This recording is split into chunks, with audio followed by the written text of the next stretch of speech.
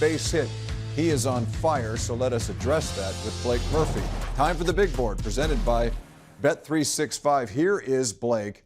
And Bo has been must-watch television lately based on some of the plate appearances that we've been seeing. Can you dive into that a little deeper? Absolutely. There's no bad way to have a 5-hit game. Anything you're doing right when you get 5 hits. But the quality of plate appearance Bo Bichette's having, it goes back to the Tarek Skubal 13-pitch battle. That was incredible. He saw a career-high 35 pitches in Sunday's game. And this gets back to something that Bo did really well at his best in 2022, 2023. He was an annoying out. It was hard to put him away. And that meant that as he was near the lead in hits every year, he was also near the league lead in foul balls. Now, this isn't a goal in and of itself. You don't want to lead the league in foul balls for the sake of it. But what this gets at is that Bo is such an aggressive early count hitter, and he's best able to be that aggressive early in a count when he knows if it gets to 2 strikes, he can fight and still have a quality plate appearance once he gets behind in the count. This is also indicative of a team-wide trend for the Blue Jays. There was a Nathan Lucas one. There was a Davis Schneider one.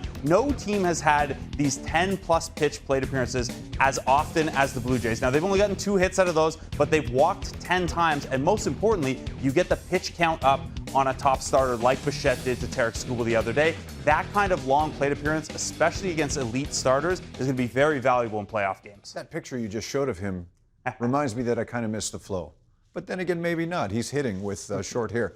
Let's focus on this wild card race and the trade deadline, because in the American League alone, there are 5 teams out of the postseason picture, but within 5 games of the wild card spot. So can we even tell who's going to be a seller prior to Thursday? We can try to get an idea, and that's why scoreboard watching is so fun, not just because the Blue Jays are atop the American League right now. And it was a pretty big weekend for teams who look at playoff odds. And we know that teams look at these things, their own internal metrics, and we see a couple of the key potential sellers here. This is since the start of June, very high playoff odds, and then they're all down below 20% now. So if you're looking at teams like St. Louis, Tampa Bay, Cleveland, Minnesota, those are teams that probably can't make as good of a case internally to be buyers or maybe even to hold still. Kansas City signaled they're going to hold still, but Arizona's already signaled that they're going to sell. We saw Chris Paddock come off the board today from the Twins to the Tigers. And if you're the Blue Jays and you are looking for a reliever,